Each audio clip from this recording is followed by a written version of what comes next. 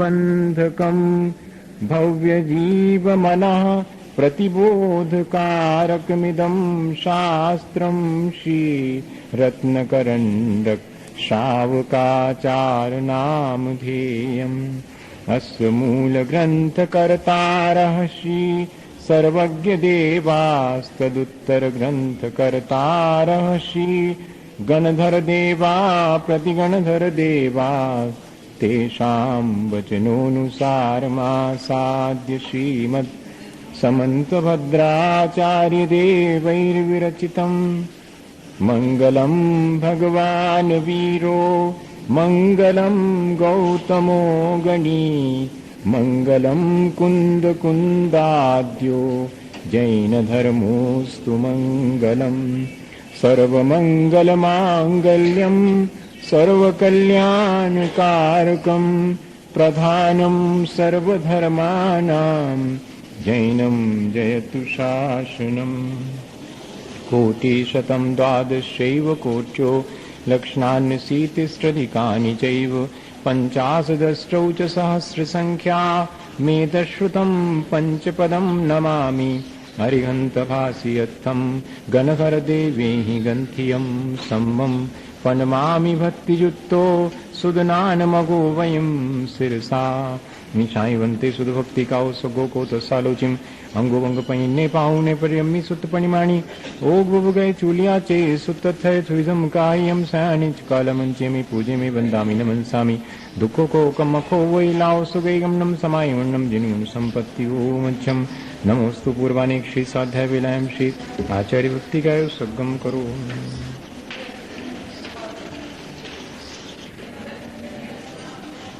शुद्ध जलधि पारगेभ्या स्वपरमत विभावना पटुमतीभ्या सुचरित तपोनिधिभ्यो नमो गुरुभ्यो गुणगुरुभ्या 36 गुण समग्रे पंचविहाचार करण संदर्शे शिष्यानुग्रह कुशले धम्मायर्य सदा वंदे गुरु भक्ति संयमे नया तरन्ति संसार सायरं घोरं छिन्नन्ति अक्षकमं जन्मं मरणं न पाविन्ति ये नित्यं व्रतमन्त्र होम निरता ध्यानाग्निहोत्राकुला षट्कर्माभिरतास्तपोधनधना साधुक्रिया साधुवा शीलप्राभरणा गुणप्रहरणा चन्द्रार्कतेजोधिका मोक्षद्वारकपाटपाटनभटा दीनन्तु मां साधुवा गुरुवः पान्तु नो नित्यं ज्ञानदर्शननायकाः चारितारणौ गम्भीरा मोक्षमार्गोपदेशका निशायवन्ते आयरिभक्तिकाौ सगोकोत सालोचिं समनानुसमदंसं समचरयुक्तानं पञ्चविहाचारणम् आयर्याणम् आयरादिसुदनानोपदेश्यानं वज्रायानं तिरेणगुणपानन्दयानं सवसाहुनं सयानि च कालमञ्चेमि पूजेमि वन्दामि नमन्सामि दुखो को कम्मखो वो इलाओ सुगैगम नम समाय मन्नम जिनिगुण संपत्ति को मच्छम नमः श्री वर्धमानाय निर्धूत कलिलात्मने सालोकानां त्रिलोकानां यद विद्या दर्पणायते। बोलिए भगवान महावीर स्वामी की, आचार्य कुंद स्वामी की, आचार्य समंत भद्र स्वामी की, आचार्य गुरुवर विद्यासागर मुनि महाराज की।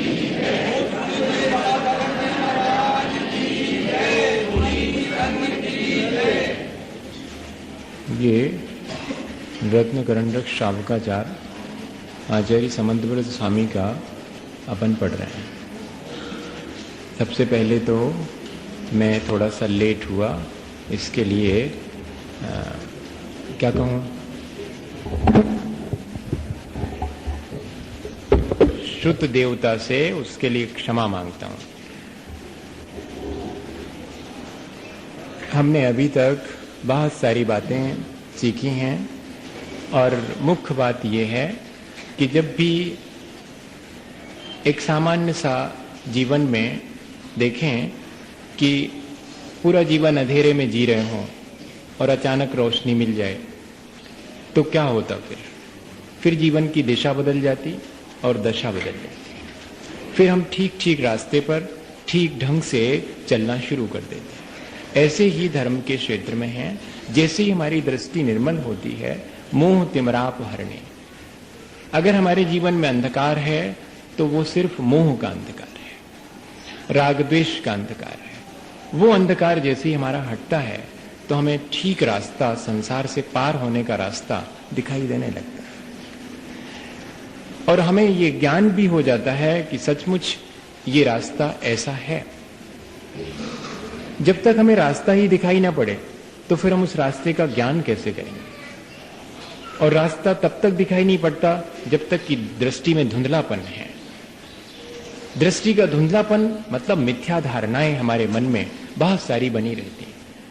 हम सच्चे देवगुरु शास्त्र के सानिध्य में आकर अपनी उन सांसारिक मिथ्या धारणाओं को हटा देते हैं, और हमारे जीवन में जो मोह का अंधकार है वो हटने पर और हमको सच्ची दृष्टि मिल जाती है, हमारी दृष्टि में निर्मलता आ जाती है। हमारे पास जो जितना ज्ञान है वो ज्ञान भी सच्चा हो जाता है। ज्ञान तो हमारे आत्मा का स्वभाव है, वो कहीं जाता नहीं है, पर वो आवरण से ढक जाता है, और आवरण से ढका हुआ ज्ञान उतना नुकसान नहीं देता, क्योंकि आवरण तो थोड़ा सा हटेगा तो ज्ञान हो जाएगा, पर ज्ञान विकृत हो जाए तो ज्यादा अहितकारी होता। मोहिनी कर्म को इसलिए सबसे खराब वाला कर्म माना गया है 8 कर्मों में, क्योंकि वो क्या करता है, पूरे के पूरे हमारे ज्ञान को मिथ्या कर देता। ज्ञान सम्यक और मिथ्या ज्ञानावरणी कर्म की वजह से नहीं होता। ज्ञानावरणी कर्म तो सिर्फ ज्ञान पर आवरण डाल देता है कि प्रकट नहीं होने देता, पर उस ज्ञान को विकृत करने वाला मोहिनी कर्म, हमारी श्रद्धा को विकृत करने वाला दर्शन मोह, हमारे आचरण को विकृत करने वाला चारित्र मोह। जैसे कोई माँ अपने बेटे को थोड़ा सा लड्डू दे, वो उससे उसका पेट भले नहीं भरेगा, लेकिन थोड़ा सा मिला तो, लेकिन पूरा लड्डू दे और जिसमें विष मिला हो तो क्या होगा? वो पूरा लड्डू भी पेट तो बाद में भरेगा, मरण पहले कर देगा। ठीक यही स्थिति है। ज्ञानावरण कर्म जो है थोड़े छोटे से लड्डू के समान है कि थोड़ा सा मिला है, पेट नहीं भरता है, इतना सा ज्ञान है, लेकिन मोहिनी कर्म उस ज्ञान को और विकृत कर देता, विषाक्त कर देता है कि फिर तो वो ज्ञान हमें अपने हाथ से मरण के लिए कारण बन जाता है। हम स्वयं अपने हाथ से और अपना अहित करना शुरू कर देते हैं अगर हमारा ज्ञान समीचीन नहीं है। ज्ञान को दृष्टि समीचीन बनाती है, इसलिए बार बार जोर इस बात पे दिया जाता है कि कॉन्सेप्ट क्लियर होना चाहिए, आपका विजन क्लियर होना चाहिए। सच्चे देवगुरु शास्त्र का स्वरूप, 7 तत्वों का जो प्रयोजन भूत हैं उनका स्वरूप, इस संसार शरीर और भोगों का वास्तविक स्वरूप हमारे लिए अगर मालूम हो तो ही हम आगे बढ़ करके अपने जीवन को एक अच्छी दिशा दे सकते हैं। जीवन को ठीक ठीक दिशा देने का नाम ही आचरण है, और कोई बहुत बड़ी चीज नहीं है। जीवन को हमने दिशा दी, यही हमारे आचरण की शुरुआत है, और जैसे ही हमारे जीवन में एक अच्छी दिशा मिल जाती है फिर हमारी दशा भी बदलने लगती है। इसी को हम चारित्र कहते हैं। क्यों? हमारी दशा भी बदल गई, दिशा बदल गई, सम्यक दर्शन ज्ञान हो गया, दशा बदलना शुरू हो गई, हमारे अंदर चारित्र आना शुरू हो गया है। क्योंकि कल तक हम जिन बातों को लेकर कषाय करते थे, आज हम उन बातों को लेकर ज्यादा कषाय नहीं करते हैं। निष्कषाय होने का नाम ही चारित्र है। अंतरंग में जितनी कषायों की मंदता होगी, जितना कषायों का अभाव होगा, उतनी ही ज्यादा हमारी चारित्रिक उन्नति कहलाएगी। और वाही में तो हम जैसे ही कषाय मंद होती है तो वाही में भी आचरण तो ग्रहण करते ही हैं, तो वाही आचरण भी 5 पापों का त्याग कर देना, गुण व्रत और शिक्षा व्रतों को ग्रहण कर लेना, ये श्रावक के लिए है, और 5 महाव्रतों को स्वीकार कर लेना ये साधु के लिए। वो आचरण अनायास हमारे जीवन में, अनायास का मतलब ये है कि थोड़ा सा एफर्ट करते हैं, दृष्टि निर्मल होती है तो थोड़ा सा ही हम प्रयत्न करते हैं और हमारे जीवन में आ जाता है। तो इस तरह हम पिछले दिनों और बहुत लंबी यात्रा करके, मैं सोचता हूं कि जिसने रोज सुना होगा वो तो समझता होगा कि हम कितने धीरे धीरे, बड़ा स्लो प्रोसीजर है और यहां तक आए हैं। लेकिन अगर हमने ठीक ठीक समझा है इतने दिनों में तो शायद हम अपने जीवन को सचमुच एक अच्छी दिशा दे पाएंगे, और हम अपने जीवन की जिस तरह हम जी रहे हैं उसमें जरूर से कुछ ना कुछ बेहतर परिवर्तन तो कर ही पाएंगे। और पिछले दिनों हमने वो परिवर्तन करने के लिए इतना जरूर सीखा है कि हमें समय रहते, जीवन इससे पहले कि पूरा हो, हमें समय रहते 5 अणुव्रतों के लिए तो मन बना ही लेना चाहिए। वैसे तो भावना महाव्रतों की भानी चाहिए, नहीं है तो भावना भाने से तो कोई हर्जा होता नहीं। भावना महाव्रत की भाएंगे और कोशिश जरूर से अणुव्रत अंगीकार करूं। आज नहीं कल करूं, कल नहीं, इस जीवन के अंत तक मुझे अणुव्रत तो ग्रहण कर ही लेना है। अगर आप ऐसा रोज कोशिश करेंगे तो कोई बहुत बड़ी चीज नहीं है, ले सकते हैं। और अगर थोड़ी और हिम्मत करेंगे तो गुणव्रत और शिक्षा व्रत भी हम अपने जीवन में लेकर के, अणुव्रत ले लिए तो फिर बाकी व्रत लेना बहुत आसान है। अणुव्रत के लिए थोड़ी सी मुश्किल हो सकती है कि लगे कि कैसे करेंगे, परिग्रह का प्रमाण भर थोड़ा सा मुश्किल में डाल सकता है, और तो कोई विशेष चीज नहीं है, वो भी आसान बनाई जा सकती है। गुणव्रत भी हमने पिछले दिनों समझ लिए हैं कि भाई हम दिशाओं की सीमा कर लेंगे, कहाँ जाना है, अब विदेश तो जाना नहीं है, हम तो भारत की सीमा कर लेते हैं। जहाँ जहाँ तक भारत की उत्तर पूर्व दक्षिण पश्चिम जो भी दिशाएं हैं, उन सब में जहाँ तक भारत की सीमा है वहीं तक हमारी सीमा हो गई। उसके बाहर हम व्यापार इत्यादि नहीं करेंगे। बस इतना तो आसानी से किया जा सकता है। व्यापार के लिए हम सीमा बना सकते हैं, और जो प्रयोजनभूत कार्य हैं वो ही करेंगे, और जो अप्रयोजनभूत कार्य हैं वो नहीं करेंगे, क्योंकि अप्रयोजनभूत कार्यों से तो हिंसा, व्यर्थ हिंसा होती है, तो व्यर्थ हिंसा से बचने की कोशिश करेंगे। और जो हमने सामग्री अपने रोज के उपयोग में लेते हैं उसको रोज रोज कभी घटा के कोशिश करेंगे कि इतने से काम चलता है तो उतने से ही काम चला लेंगे। इस तरह भोग का परिमाण भी कर लिया। ये हमने गुण व्रतों के बारे में पूरी बात समझ के, शिक्षा व्रत भी देशावकाशिक व्रत पहला शिक्षा व्रत है कि हम एक निश्चित समय के लिए, हो सकता है वर्ष भर के लिए, 6 महीने के लिए, 3 महीने, 2 महीने के लिए, महीने भर, 15 दिन या 1 दिन के लिए, आज 1 दिन के लिए मैं अपने शहर से बाहर नहीं जाऊंगा, ऐसी सीमा बना सकते हैं। ये भी देशावकाशिक हो गया। अब मैं सोचता हूं कि आज जो व्रत है, जिसको कि व्रत के रूप में अंगीकार करता है कोई भी व्यक्ति, तो सबसे ज्यादा जीवन का विकास अगर होता है तो इसी व्रत के द्वारा। वैसे तो सभी व्रतों के द्वारा होता, पर जितना ज्यादा होता मुझे ये लगता है कि सारे व्रतों का, आचार्य श्री भी हमेशा कहते हैं कि देखो दिन भर व्रत पालन कर लिया, ठीक है, सामायिक ठीक से कर लो। सामायिक से सारे व्रतों की शोभा है। आज हम समझते हैं कि सामायिक क्या चीज है। ये सिर्फ जहां तक मैंने अध्ययन किया है, भाई मैंने बहुत अध्ययन तो नहीं किया, पर जहां तक और भी ग्रंथों का अध्ययन किया, सामायिक शब्द जैनों के अलावा किसी भी दर्शन में उपयोग में नहीं आया। ध्यान शब्द और योग शब्द तो आता है, लेकिन सामायिक शब्द, और फिर उस सामायिक जो कि प्रचलित शब्द है सामायिक, और उसमें भी एक विशेष शब्द जो कि सिर्फ समंतभद्र स्वामी के रत्नगण शापकाचार में आता है, सामयिक, संयम यस्य प्रयोजनम। समय का अर्थ है आत्मा। आत्मा ही जिसमें मुख्य है वही सामायिक है। जिन क्षणों में हम आत्मा के निकट होते हैं या आत्मा का चिंतन करते हैं, विचार करते हैं, अपने स्वभाव की तरफ हमारी दृष्टि होती है, वे क्षण हमारे सामायिक के क्षण हैं। सामयिक यहां पर व्याख्या करेंगे कि सामयिक शब्द क्यों दिया हुआ है। समयम आगमम विंदंती इति ये ते सामायिका, ऐसा भी एक अर्थ निकाला है। अपन अभी देखते हैं, पहले इसके श्लोक पढ़ें कि सामायिक क्या चीज है और कैसे की जानी चाहिए, पूरा विस्तार से, किस समय की जानी चाहिए, किस स्थिति में की जानी चाहिए, और सामायिक के समय क्या विचार करना चाहिए, ये सब चीजें, क्योंकि सामायिक ध्यान की पूर्व भूमिका है। अच्छा, एक चीज और समझ लें, जाप, सामायिक, ध्यान,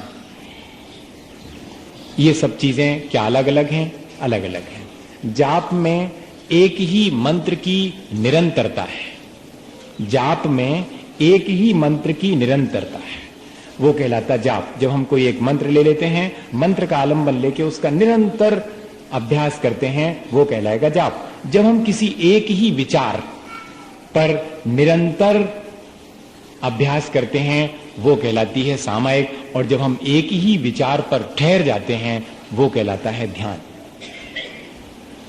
तीनों में एकाग्रता है, धीरे धीरे बढ़ती है। पहले कुछ नहीं आता, माला फेरो, लगातार नमोकार मंत्र का उच्चारण करो, धीरे धीरे मन रमा हो जाएगा उसमें। हाँ, वो उसी में घूमने लगेगा। ये जाप। और उसके बाद अब उस जाप के साथ में नमो अरहंताणम बोला है, तो जरा अरहंतों के स्वरूप पर विचार तो करो। चलो और बाकी पंच परमेष्ठी के बारे में जरा रुक जाओ। नमोकार बोल रहे हो, लेकिन उसके साथ नमो अरहंताणम जब बोलो तो जरा विचार करो कि अनंत कैसे होते हैं, उनके अनंत चतुष्टय होता है, वो अनंत चतुष्टय से कौन से चार कर्मों के अभाव में होता है, वे चार कर्म कौन कौन जीव कहाँ कहाँ बांधते हैं, कहाँ कहाँ उनका उदय आता है, कहाँ कहाँ उनकी बंध विच्छित्ति हो जाती है। ज्ञान बढ़ाना पड़ेगा इसके लिए, सामायिक के लिए तो। और सामायिक में समता भाव रखना ही मुख्य है। दूसरा उसके साथ लगा देते हैं कि कोई भी एक निरंतर विचार करने का नाम सामायिक है, लेकिन उस विचार के साथ हमें समता भी रखनी पड़ेगी। सोहे लाहा लाहे, सुख में दुख में, लाभ में अलाभ में, जय पराजय में, शत्रु मित्र में, दुख, सब स्थिति में जिन क्षणों में हम समता रखते हैं वो सामायिक के क्षण हैं। और हम विचार कर रहे हैं निरंतर अरहंत के स्वरूप का। अब उस अरहंत के स्वरूप पर या उनकी प्रतिमा पर जो हम थोड़ी देर के लिए एकाग्र हो जाते हैं, चिंता निरोधो, एकाग्र चिंता निरोधो ध्यानम। एक किसी जगह हमारा ध्यान जब ठहर जाता है, नमो अरहंताणम कहा, अब नमो सिद्धानम कह ही नहीं रहे हैं, सिर्फ नमो अरहंताणम, और ठहर गए हैं। 1 सेकंड, 2 सेकंड, 3 सेकंड, जितनी देर ठहर गए वो हमारा ध्यान कहलाएगा। फिर विचार शुरू हो गया, सिद्ध आ गए, फिर आचार्य आ गए, फिर उपाध्याय आ गए, फिर लोक में सर्व साधु आ गए, फिर अरहंत आ गए। एक सीक्वेंस इस तरह से ये कहलाता है जाप, फिर सामायिक और फिर ध्यान, तीनों एक साथ चलते हैं। आप जाप देने बैठेंगे, थोड़ी देर में जाप में से किसी भी एक चीज का विचार चलना शुरू हो जाएगा, वो विचार चलते चलते उस विचार में एकाग्रता हो गई, वही ध्यान हो। ये प्रोसीजर है, इसलिए ध्यान संतान बोला सामायिक के लिए, ध्यान के पहले की जाने वाली प्रक्रिया। ये श्रावक के लिए कहा है कि वो सामायिक करे। और सामायिक है क्या चीज, पहले इस चीज को अपन समझ लें, उसका लक्षण क्या बनाते हैं। अलग अलग आचार्यों ने कई लक्षण सामायिक के बनाए हैं। आचार्य समंतव्रत स्वामी ने क्या लक्षण बनाया वो अपन पढ़ते हैं। आसमय मुक्ति मुक्तम पंचाघानाम शेष भावेन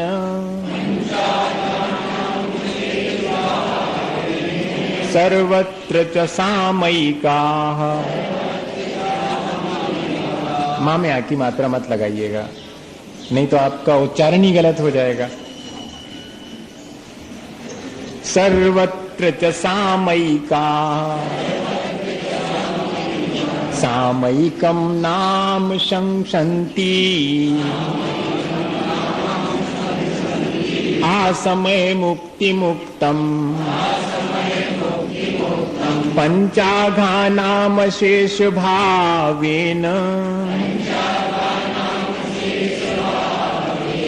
सर्वत्र च सामयिकाः सामयिकम नाम शंसन्ति। सामयिकाः, जिन्होंने आगम को जान लिया। यहाँ पर सामयिक का अर्थ है आगम, समय का अर्थ आगम ले लिया। तो आगम के जानने वाले हैं, उनको क्या कहेंगे, तो कहते सामयिकाः, जो आगम के जानने वाले हैं। सबसे ज्यादा आगम को जानने वाले कौन हैं? गणधर भगवान।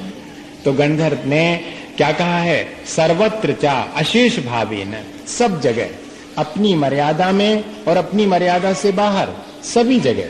क्योंकि व्रती व्यक्ति है, उसने मर्यादा कर ली है, तो कहते अपनी मर्यादा के भीतर और मर्यादा के बाहर। मर्यादा के बाहर का तो उसका त्याग है ही, लेकिन अब मर्यादा के भीतर भी और बाहर भी अशेष भावेन है, अर्थात पूर्ण रूप से, कहीं कोई पार्शियल नहीं है, टोटल हो गया है। अभी अनुव्रत मतलब पार्शियल था, और अब एक तरह की सामायिक में क्या है? टोटल। किस चीज से बचना? पंचाघानाम। अघ मतलब होता पाप, 5 पापों का असमय मुक्ति, एक निश्चित समय के लिए।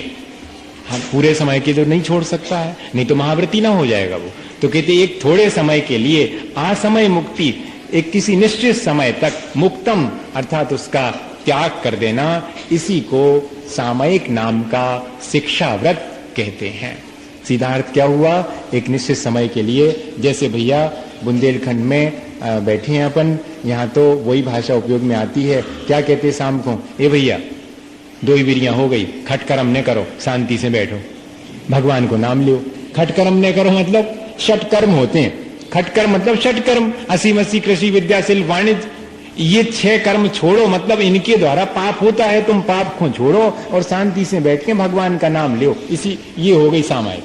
2 विधियां मतलब संध्या समय में, आगे जाके बताएंगे कि कब कब सामायिक की जाती है, तो वो उसी समय की जाती संध्या काल में। और वही आचार्य भगवंत ने यहाँ परिभाषा लिख दी कि एक निश्चित समय के लिए और अपनी मर्यादा से बाहर सब जगह 5 पापों का त्याग कर देने का नाम ही सामायिक। तो 5 पाप त्याग करके क्या करेंगे फिर? कुछ ना कुछ तो करना पड़ेगा। तो कहते ये करने वाली भाषा सामायिक में नहीं चलती। एक बहुत अच्छी घटना आती है, बौद्ध दर्शन में आती है। क्या हुआ, बौद्ध भिक्षु एक बहुत बड़े आश्रम में रहते थे। तो एक बार राजा साहब का इंटरेस्ट हुआ कि वो देखें ये लोग क्या करते हैं, भिक्षु लोग कैसे रहते हैं। तो वो आश्रम में देखने के लिए आए। तो आश्रम में देखने आए तो भिक्षु लोग उनको दिखाने लगे, आइए राजन देखिएगा, ये कमरा है, इस कमरे में हम लोग भोजन बनाते हैं, इस कमरे में जो है हम लोग भोजन करते हैं। अब क्या था कि वो जितने कमरे थे उनके बीच में एक हॉल था और सारे कमरे उसी से कनेक्टेड थे। तो जब भी किसी कमरे में जाते थे तो उस कमरे में से बाहर आएंगे तो हॉल में आना पड़ेगा, फिर हॉल में फिर दूसरे कमरे में जाएंगे, फिर उससे बाहर आएंगे, फिर उसी हॉल में आना पड़ेगा। तो राजा जो है उस हॉल के, जब भी वो कमरे में ले जाएं तो बाहर आए तो राजा पूछे कि इस हॉल में क्या करते हैं, तो हॉल में जब भी पूछें तो वो चुप रह जाते। फिर कहते कि आइए यहाँ आइए, इस कमरे में हम ये करते हैं, इस कमरे में स्वाध्याय करते हैं, इस कमरे में बुद्ध हमको उपदेश देते हैं, इस कमरे में हम जो भी और जितने भी काम है वो सब बताते हैं। और हर बार उन कमरों से होकर के वो हॉल में आते हैं और हर बार पूछते हैं राजा कि ये तो बताओ कि इस यहाँ क्या करते हो। तो वो चुप्पी साध लें सारे भिक्षु लोग। तो पूरा आश्रम घूमने के बाद राजा के मन में एक बात तो रही कि खैर जो भी हो, बड़ा शालीन व्यवहार है भिक्षुओं का, इन्होंने सब कुछ हमको बहुत प्रेम से और बहुत रुचि से सब कुछ दिखाया, लेकिन हमारी एक बात समझ में नहीं आई, कोई ना कोई इनका मकसद तो होगा। जाते समय उन्होंने कहा कि भिक्षुओं जा तो रहा हूं, आप सबको मेरा प्रणाम भी है, आप सबने बहुत अच्छा व्यवहार किया, लेकिन एक बात मन में खटकती रही। बताइए राजन, क्या बात आपको यहाँ खटकी? यही कि जब जब तुम कमरों में ले जाते थे और हम वापस हॉल में आते थे और हम पूछते थे कि इस हॉल में क्या करते हो, तो तुम लोग सब चुप्पी साध लेते थे, मेरी उस बात पे ध्यान ही नहीं देते थे। मुझे समझ में नहीं आई, क्या वहां कुछ नहीं करते, मुझे बता नहीं सकते कि क्या करते हैं? तो उन भिक्षुओं ने कहा कि राजन, पूछते हो बार बार और विकल्प करके जा रहे हो, इसलिए बताए देते हैं। जब हम लोगों को कुछ नहीं करना पड़ता है तब हम लोग वहां आके बैठते। अब आपसे हम क्या कहें कि क्या करते हैं वहां? कुछ नहीं करते हैं, यही सबसे बड़ा करना है। जब हम 5 पापों से मुक्त हो जाते हैं तो क्या करेंगे, कहां जाएंगे? अपने आप में ठहर जाते हैं। अब हम कैसे कहें कि ये भी एक काम है? अब यहां ऐसा थोड़ी चलेगा कि जाड़ी हमारी जी को सामायिक सुबह करने, हमें ऐसा अनुत्साह नहीं होना चाहिए। काम नहीं है वो हमारे रूटीन वर्क में शामिल नहीं है। सामायिक एक ऐसी चीज है जब हम संसार के सारे प्रपंच से, सुख दुख लाभ हानि सब चीजों से विश्रांत हो जाते हैं। अब कोई पूछे कि सामायिक में क्या करते हैं आप, तो हम क्या बताएं कि क्या करते? कोई करने वाली चीज है क्या वहां पर? ये करना छोड़ना था बस, तो हमने सब छोड़ दिया और बैठे हैं चुपचाप। तो भगवान का स्मरण अगर सामान्य पहली अवस्था में पूछें तो इतना ही कहेंगे कि हम 5 पापों से मुक्त होकर के और अपने निकट बैठ जाते हैं, शांति से अपने ही स्वरूप का विचार करते हैं, या कह लीजिएगा जिन्होंने अपने स्वरूप को प्राप्त कर लिया है उन पंच परमेष्ठी का स्मरण करते हैं, और तो कोई काम उसमें करने का है नहीं। सामायिक का एक अर्थ मैं सोचता हूँ यही है कि जब हम संसार के सारे प्रपंच से बच करके शांत बैठ जाते हैं और अपने आत्मा की तरफ दृष्टि देने लगते हैं, या जिन्होंने आत्मा को पाया है ऐसे पंच परमेष्ठी की तरफ दृष्टि देने लगते हैं, वही सामायिक के क्षण हैं। तो सामायिक की परिभाषा पहली तो यही हुई कि 5 पापों से मुक्त हो जाना सामायिक है। एक परिभाषा दी है कि पंच परमेष्ठी का स्मरण करना, ये भी सामायिक है। चारों दिशाओं में जो केवली श्रुत संग जो भी हुए हैं उन सब के लिए प्रणाम करना, चतुर्दिक वंदना करना, इसको भी किन्हीं किन्हीं आचार्य ने सामायिक के अंतर्गत रखा है। और सबसे बड़ी चीज कि समय का सदुपयोग करना। मैं अपने जीवन के क्षण व्यर्थ कर रहा था इधर उधर के प्रपंच में, मैं थोड़ी देर के लिए अपने उस समय को, जितनी देर में अपने निकट हूं वही समय सार्थक है, वही सदुपयोग किया। तो हम कहते हैं, हम तो सीधा कहते हैं कि समय का सदुपयोग करना यही सामायिक है। हमने वेस्ट नहीं किया, एक एक सांस हमने बहुत हिसाब से ली है, नहीं तो कितनी सांसें ले ली दिन भर में ख्याल ही नहीं रहता। कभी किसी ने काउंट किया क्या जितनी सांस ले रही और इतनी छोड़ दी? कभी ध्यान गया इस तरफ? नहीं। कितनी सांसें चली गई, कितनी सांसें ले ली, लेकिन उतने समय के लिए जबकि मैं सामायिक कर रहा हूं, एक एक सांस गिन गिन के ले रहा हूं, गिन गिन के छोड़ रहा हूं। पूरे 48 मिनट तक मैं, एक भी समय ऐसा नहीं होना चाहिए जो मेरी असावधानी से गुजर जाए। ये समय निकलता चला जा रहा है और मैं देख रहा हूं, उसके लिए दृष्टा भाव से देख रहा हूं, साक्षी भाव से देख रहा हूं कि हाँ समय निकल रहा है। और 48 मिनट घड़ी देखने की आवश्यकता न पड़े, भीतर से कोई कह दे कि हाँ इतना समय बीत गया, 1 मिनट 2 मिनट, इस तरह में इतना अलर्ट, इतना सावधान हो जाना, सजग हो जाना, समय का ठीक उपयोग करना, पांचों पापों में हमारा मन न जा पाए इस बात की सावधानी रखना, यही तो सामायिक है। और आत्मा के बारे में तो किसको कितनी खबर है। आचार्य भगवंतों ने आत्मा को जो स्वरूप दिया है उसका अभ्यास कर लीजिएगा और उसी अभ्यास को समय मिले तो बैठ करके दोहरा लीजिएगा। बाकी इससे ज्यादा जो राग द्वेष से युक्त आत्मा है उसका क्या विचार करेंगे? नहीं, जो राग द्वेष से रहित आत्मा है वो सिद्ध भगवान है, अनंत भगवान है, उन्हीं का हम विचार कर सकते। बहुत अच्छी लाइन लगती है मुझे छेढ़ाला की, बहिरातमता हे जान तजी अंतर आत्म हुजे, परमात्म को ध्याय निरंतर जो नित आन।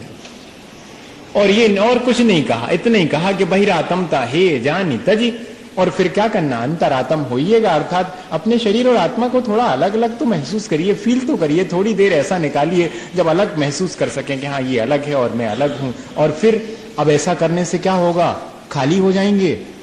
तो परमात्म को ध्याय निरंतर, आत्म लिख देते नहीं, परमात्म लिखा, जो परमात्मा है उनका ध्यान करना, पंच परमेष्ठी का ध्यान, वही पंच परमेष्ठी का ध्यान अंततः हमें अपने आत्मा के निकट ले जाएगा, वरना और दूसरी चीजों का ध्यान तो हमें संसार की तरफ ले जाता है। तो अगर एक परिभाषा अपन ऐसी बना लें कि सामायिक का मतलब है कि संसार की तरफ से अपने को समेट कर अपने आत्मा की तरफ ले जाना, ये भी प्रयास है, अभ्यास है, एकदम बैठते ही साथ नहीं होगा भैया। आप ये सोचो कि हम बैठे और एकदम हो जाए, नहीं। पंखा भी जोर से चल रहा हो और बंद करो तो 2-4 मिनट तो ऐसे ही फोकट घूमत रहते, और आप अपनो पंखा पूरो 23 घंटा और 50 मिनट तो अच्छी स्पीड में दौड़ाओ और 10 मिनट को बिल्कुल रोको चाहो तो 10 मिनट तो फोकटे ही घूमत। वो 48 मिनट लिखा है, इसलिए कम से कम 48 मिनट बैठो, तब 1-8 मिनट को ध्यान रुक जाए तो अपने हाथ से अपनी पीठ थपथपाओ कि बहुत हुआ आज। 1 मिनट मैंने ज्यादा कह दिया, 30 सेकंड कहना चाहिए। 48 मिनट रोज रोज तीनों संध्याओं में अभ्यास करने वाला भी 30 सेकंड के लिए अपना ध्यान किसी एक जगह एकाग्र कर लेवे तो बहुत शाबाशी का मामला है। हम लोग हीन सहनन वाले हैं, इसके लिए ध्यान जो 48 मिनट तक होता है वज्र वृषभ नाराज सहनन वाले के होता है और उसी के द्वारा केवल ज्ञान होता है। इसलिए ये जो बात आती कि हमारा मन एकाग्र नहीं होता, हम जाप देने बैठते हैं तो नाना प्रकार के विचार आते हैं, वे विचार दूसरे काम में लगे थे, ऐसे भूले हते, अब काम से हो गए फुर्सत तो वही तो हैं जो भीतर पड़े। सब काम से फुर्सत हुए तो सब वही आएगा, अभी तो काम में लगे थे, से वो विचार आ ही नहीं रहे थे, भीतर पड़े थे। अब पांचों पापों को छोड़ करके बैठे हैं तो जिस चीज का अभ्यास है वो सब आता है, उसको थोड़ा बैठ करके देखो तो कि क्या क्या मेरे भीतर पड़ा हुआ है, अच्छा भी पड़ा है, बुरा भी पड़ा है। सो बुरा पड़ा हुआ है सो उसको देख लो एक बार कि देखो ये कैसा विचार आ गया, मैंने तो ऐसा कभी विचार ही नहीं किया, ऐसा विचार आ गया, चलो कोई बात, निकल जाए, जल्दी से निकल जाए। लेकिन जिद नहीं करना निकालने की, नहीं तो और पकड़ लेगा वो। अंधेरे को लाठी लेकर के पिटाई करके बाहर निकालना चाहो तो अंधेरा आज तक नहीं निकला, रोशनी लाना पड़ेगा। यही बात सामायिक के समय है। बुरे विचारों की एक पूरी की पूरी मान लो लाइन आ गई, क्या करें, सिर्फ देख रहा हूं, मेरे अंदर पड़े हुए समस्त इन अशुभ विचारों को मैं देख रहा हूं, सब आ रहे हैं एक के बाद एक, मुझे कोई परेशानी नहीं है। जैसे कभी कभी आपने थिएटर में जाके फिल्म देखी होगी और अचानक बीच में कोई ध्यान आ जाए आपको अपने घर का काम, तो फिर सामने कितना फोटो निकलत रहे में कछु फर्क नहीं पड़त।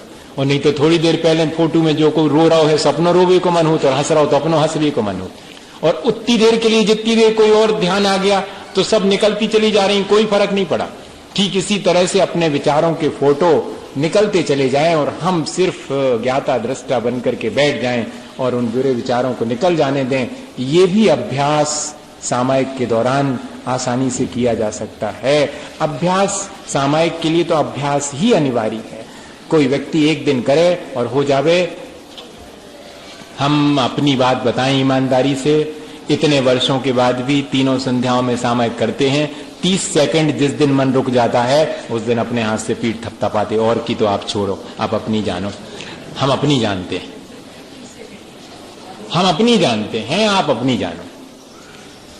जो अपन लोग कहने लगते कि अरे हम मन ही नहीं रुकत, मन ही नहीं रुकत। अरे भैया, मन अशुभ में न जावे इतना ही, रुकना बहुत कठिन है।